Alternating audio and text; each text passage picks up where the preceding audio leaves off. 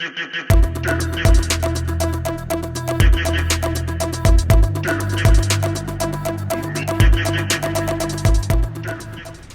we're up here at the top end of the Blue Line, which is one of the hop-on, hop-off boats here in Bangkok. And we got it from Sapan Pier, Sapan Taksin, and we came up to the end of the line, which is line stop number 13, and then we got off the boat and grabbed some food. But we got talking to a guy here who is travelling himself, as often people are travelling themselves as they go through Bangkok, and we were just discussing, he was explaining why he was travelling himself, and then he was asking a little bit about me. We were just connecting. We ended up having some food and a beer, which was great, and I was explaining, when I'm travelling myself, I do like to make a video, and it gives me purpose, gives me reason to do some research. Also, while I'm travelling, it then gives me an idea of what I want to shoot, what I want to talk about, what maybe political statement do I want to make, or is there anything in particular that I want to touch on? So that was interesting, and I think I tweaked his interest. He's retired. Definitely if I want to do something when I was retired, then this is certainly what I would like to do, travel and talk to you lot. So it is interesting. So I'll maybe come back and discuss this idea of having a YouTube channel and what it plays as a part of my weekend life, or my the life that supports my real life. It is probably escapism to a certain extent, but it gives me cause, gives me purpose, gives me completion, because I complete something, which is a video, but equally it gives me some time to research, think about things, and dig in deep into some locations that I might visit. So stay with me, I'll come back, we'll show you a little bit of this area here in Bangkok.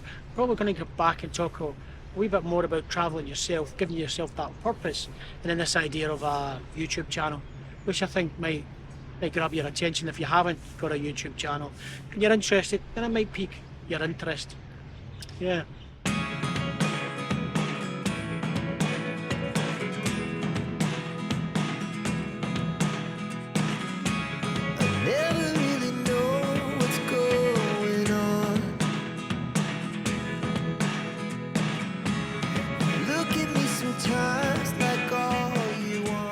Right, so I've done some research on where we are, because we just jumped on the boat and then decided to head up as far as we could in the river, and then we jumped off. But we're actually in a place called Banglamphu neighbourhood, which is known for its military fort and also for the overspill of the infamous hippie trail Khao San Road.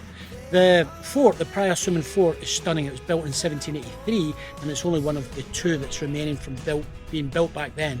Named after Mount Meru, the sacred peak in Buddhist cosmology, the hexagonal white tower was a fortress with cannons, ammo storage, and a lookout over the river, as it says here.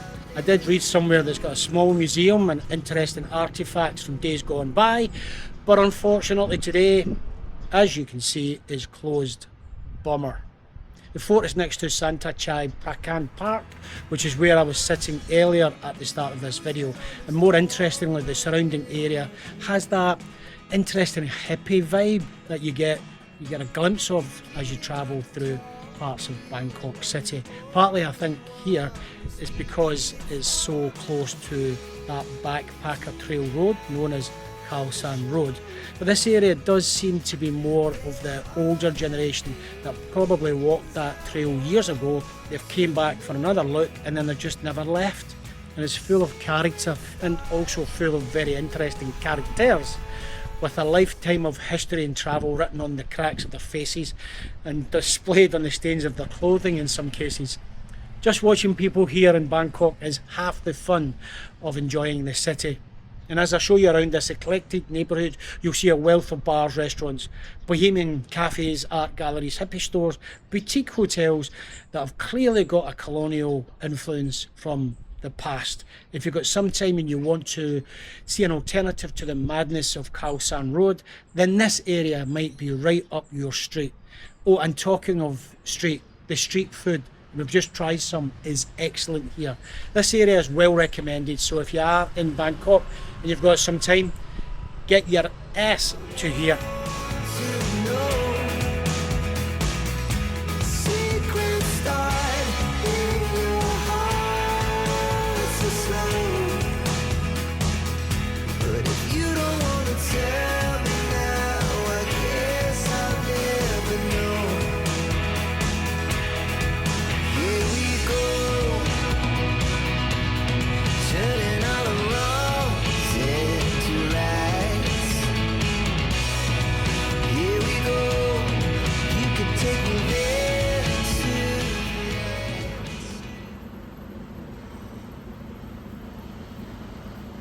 This one's sweet.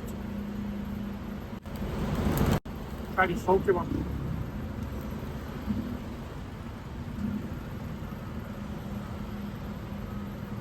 I prefer the sweet. We try the salty.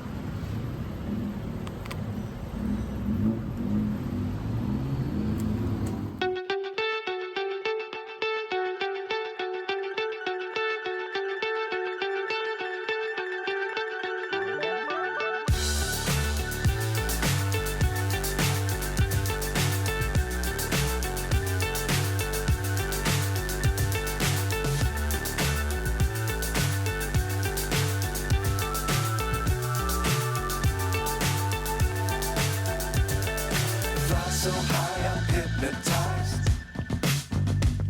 What's up is down, what's left is right. Chasing stars and holding you. I can't see the end, but we'll see it through.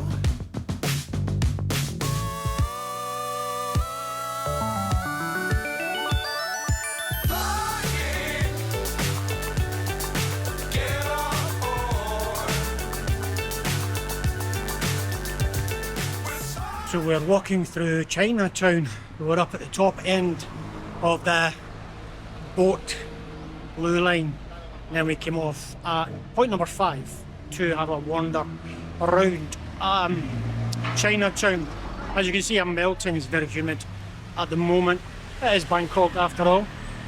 Yeah, that's what we're doing now. I'm going to come back to you about this YouTube channel thing. I might get somewhere quiet, rested, and with air conditioning.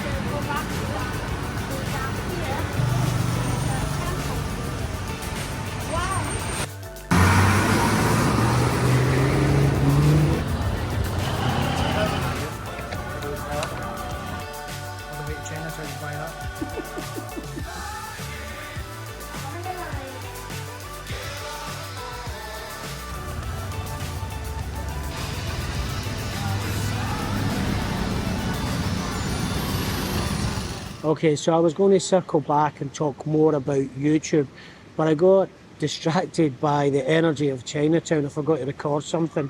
But Chinatown in Bangkok is probably more China than China, if you ask me. It's like a concentrated theme park version of China.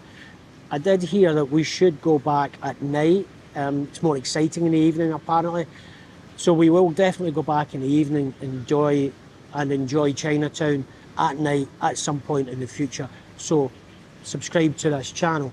But let me get back to my subject about why you should consider doing a YouTube channel, and I'll give you some, I think it's 10 or so quick pointers about that, very quick pointers, and then I'll let you into the secret of my high productivity when it comes to making videos. So the first thing is purpose. I find making a video on a subject, and I like travel, economics, politics and some food, I find it gives you a purpose. And I don't know about you, but some days of the week, months even, I can drift without any clear purpose, and making videos helps me. Now the second thing is completion, and I like the feeling of completion when I make a video. It's probably like someone finishing a painting or building a piece of furniture. Completing something gives me satisfaction. Third thing is research. I like that when I see a subject or a place to travel to, it makes me dig in a little deeper and get better informed. And there's fun in that, and also knowledge, obviously. Fourth thing, gotta say, if you are interested, just do it, Nike style. There is no right time to start. I would say focus on something and then just go for it. Procrastination, as they say, is a thief of time. Fifth thing, you might have all the gear and you've got no idea. On the subject of cameras and equipment, trust me, it doesn't matter. When you are starting out, the best camera is the one in your phone. Use that. It's good as anything. Fifth thing, maybe, no one's going to watch it. I've got to tell you this, but not many people will see your video right off the bat. Chill. It gives you time to keep improving and removes the pressure. Sixth thing I would say is be consistent. I'm always going to say that. It's like anything in life. Be consistent, set your habits and set your goal. I always find it a bit daft with these gurus say it's all about the habits. For me, it's about both. Set your habit and your goal. It's an and for me. Seventh thing, maybe, do it for the memories. And this really got me. I got this from my mate Donkey. Do it for the memories, he said to me, because maybe one day you're long gone and people can see and hear you again. Donkey told me a story about his mate who lost his mum at a very, very young age. But one day they stumbled across an old video of her on YouTube talking on the streets of Glasgow. That broke the guy's heart, but also made his day, all in one 30-second clip. Now, the eighth thing, this making videos keeps my mind active. My mum lived to be 95 and had 12 children. She was sharp as a tack right up to her very 90s because she always kept her mind active, from knitting to having craft hobbies. I would say keep your mind active. I think the mind is like a big muscle. Exercise it. This video channel is like that. Next thing, 9 or something, don't fear the edit. A lot of people worry about the technical side. In the editing part, trust me, it's easy, and the basics can be learned in a couple of hours. Getting good at it is a lifetime's journey. And this is where I let you into my secret. I edit as I go. Instead of gathering all the video and then pull it on my computer, blah, blah, blah, it's too difficult. I do it all on my phone, and I do it as I go through the day when I'm out and about. I shoot some video, put it into the software on my phone, and then edit it. It's fast, it's easy, and it adds up to the fun of being out and about, and it helps pace the day because I can sit in a coffee shop and edit. A YouTube channel is not for everyone, but if it is something that has got your interest, then here is another way to look at it. Say you're skint, you've got no money.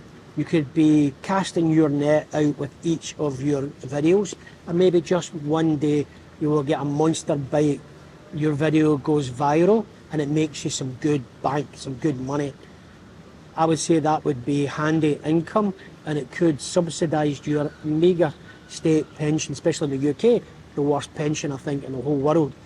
Anyway, maybe if you're into fishing as a hobby, then you could very well make video content about that. In fact, some people just walk in the safety of their local woods and fields where they don't have to come across people and feel embarrassed, and they rant at the camera, and that seems to work.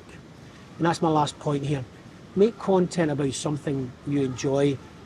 What's the worst that can happen? Peace.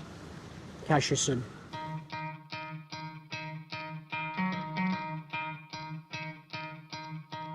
You could try to play, but you're never gonna beat me. Look the other way, what I'm doing ain't easy. Bloody hands stained from the people who deceive me. Muddy hands break through the chains, go free me. Looking for change, looking for pain, pulling a mob, pushing a train. I'll never stop, stick to a lane, pick up the pieces and go rearrange. I'll be the best above all the rest, put me to the test and expect nothing less. You check as I'm chess, what's happening next? Yeah. He got the venom, a tangible weapon, no coming in second. This life is a lesson. He got a new engine from pain, that's a blessing. New focus, no guessing, just bold and obsession. All in his possession, you got their attention. I'll leave an impression and take a redemption. Just kill no discretion. Your mind is a weapon. 11-11, it's time for progression. You could try to play, but you're never gonna beat me. Look the other way, what I'm doing ain't easy. Bloody hands stained from the people who deceive me. Muddy hands break through the chains, go free me. People like sheep.